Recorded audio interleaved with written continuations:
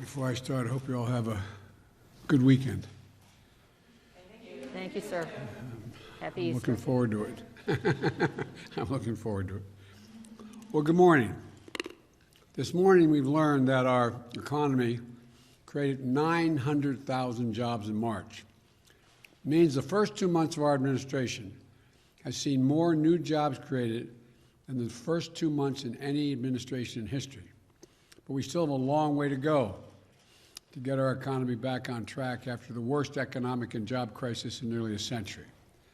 But my message to the American people is this: help is here, opportunity is coming, and at long last there's hope for so many families. Credit for this progress belongs not to me but to the American people, hard-working women and men who have struggled through this pandemic, never given up, and are determined to get the country back on track, as well as their families. But I think it's also a reflection of two things we're doing here. First, the new economic strategy we've launched, one focused on building from the bottom up and the middle out, and one that puts government on the side of working people, and that rewards work, not wealth. When we invest in the American people, it's not just those at the top that make our economy grow. They're the ones that make it grow, ordinary Americans. We saw the economy gain traction in March as the American Rescue Plan moved and got passed, bringing new hope to our country. And we're going to continue to implement that law in the weeks ahead. By April 7th, next week, over 130 million households will have gotten their $1,400 per person rescue check. Funds are on their way to local communities to put educators, healthcare workers, home healthcare aides, police, firefighters, sanitary workers back on the job. They're getting more aid for small businesses. We're also going to hang an open sign again on the door to rehire folks that had to be let go. And in the months ahead, a new child care tax credit will cut taxes and provide help to millions of families with young children. There's nothing, I know you're tired of hearing me say this, but I mean, there's nothing the American people cannot do if we give them a chance. And the American Rescue Plan does precisely that for hard-working middle-class folks at long last. Secondly, today's report also reflects the progress we've made on my other key priority, getting the American people vaccinated. We've turned around a slow-moving vaccination program into being the envy of the world. Yesterday, we set an all-time record for Thursday vaccinations, ending a 7-day period that was the first ever where we administered 20 million shots in 7 days. That's 20 million shots in a week. No other country has come close to doing that.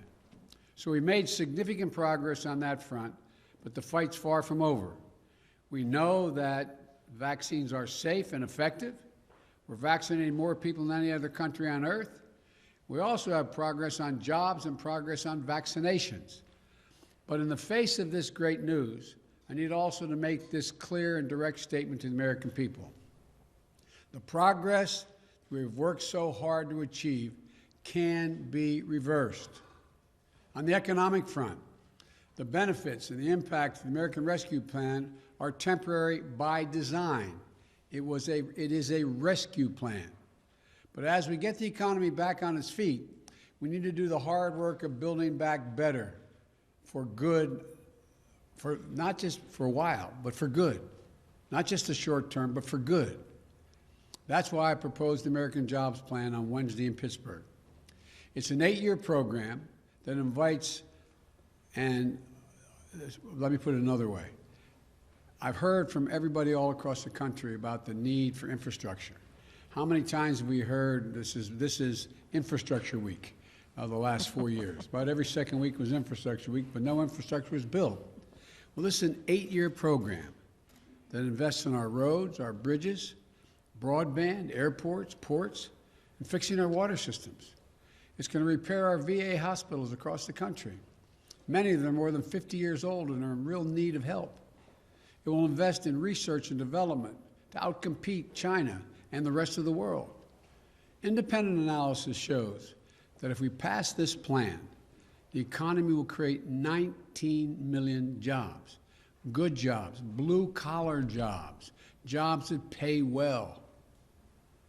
That's long-term jobs for pipe fitters, healthcare workers, those who work in the steel factories and the cutting-edge labs as well.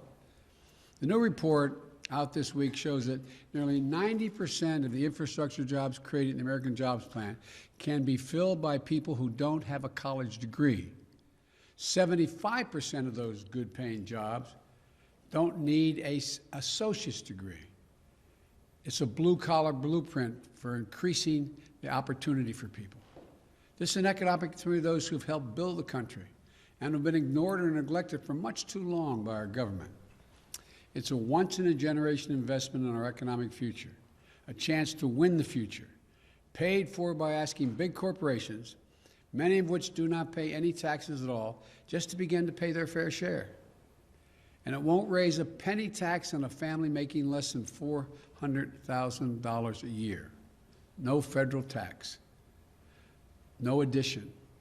When Congress comes back after this Easter break, I'm going to begin meeting with Democrats, Republicans about this plan. I've spoken to Republicans on the phone. I'm going to be looking forward to meeting with them. They all have their ideas about what it will take, what they like and what they don't like. That's a good thing. That's the American way. Debate is welcome. Compromise is inevitable. Changes in my plan are certain, but inaction is not an option. The American people have been promised action and infrastructure for decades. They've been promised that after our leaders would take our country and make it more competitive for decades. I've made my plan to address this long overdue need, and it's clear. Polls already show strong support for infrastructure investment from the American people, whether they're Democrats, Republicans, or independents. Congress should debate my plan, change it, and offer alternatives if they think that's what they have to do. But Congress should act. Likewise, on the virus, our program there too can be undone. As fast as we're moving, more adults remain to be vaccinated in April, May, and June than have already been vaccinated in February and March. We are not even halfway done yet. Too many Americans are acting as if this fight is over. It is not. I've told people that if my administration did the hard work of getting shots to all Americans in the next few months, and if the American people continued to do their part, mask up, practice social distancing, we could have a more normal July 4th. But this is still April, not July. We aren't there yet. And so cases are going up again. The virus is spreading more rapidly in many places. Deaths are going up in some states. So I ask, I plead with you, don't give back the progress we've all fought so hard to achieve. We need to finish this job. We need every American to buckle down and keep their guard up in this home stretch. Wear your mask. Keep safe distance from one another. Wash your hands. Get vaccinated when it's your turn. That's how we're going to beat the virus. Cast off the weight of the pandemic that's holding our economy back. Well, the earliest signs from this job report, this announcing today, are promising, and the American Rescue Plan is starting to make a real difference. Today's report also reminds us how deep a hole we started in. After a year of devastation, there are still 8.4 million fewer jobs today than there were last March. 8.4 million. We created 900,000 again, but 8.4 million jobs fewer today than last March. So too many Americans have been unemployed for longer than 6 months. Too many women have been forced out of the workforce. Unemployment among people of color remains far too high. Yes, we've made progress by starting to build an economy from the bottom up and the middle out. And yes, the American Rescue Plan is laying the foundation for that economy. But we still need the American Jobs Plan to build on that foundation, to build this country back better. So the bottom line is this. Today's report is good news. Today's report shows that the country can what it can do when we act together. to fight a virus, to give working people the help they need. But we still have a long way to go. But I know that we're going to get there, and we're going to get there together. But may God bless you all, and may you have a happy Easter and a holy Easter. Thank you. Mr. President, will raising taxes slow the economy, Mr. President? How much credit are you taking for today's number? I'm giving credit to the American people. Is there a risk, sir, if raising taxes could slow the economy? Raising taxes, the studies show, will not slow the economy at all. Asking corporate America just to pay their fair share will not slow the economy at all. It will make the economy function better and will create more energy. Mitch McConnell says he's going to fight your administration every step of the way. What is your reaction to that?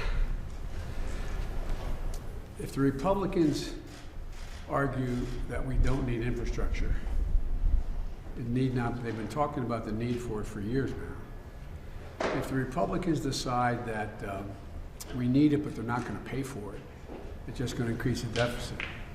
If the Republicans say the next phase of my plan, we don't need to invest in VA hospitals and keep the sacred obligation we made to so many Americans. If the Republicans say that the 400,000 homes and schools and daycare centers that have lead pipes delivering water to their doors, if they say we shouldn't be doing that, what do you think would happen if they found out all the lead pipes were up in the Capitol and every time they turned on the water fountain? So I think, look, I think we're going to have I think the Republicans, voters, are going to have a lot to say about whether we get a lot of this done. Mr. President, more vaccine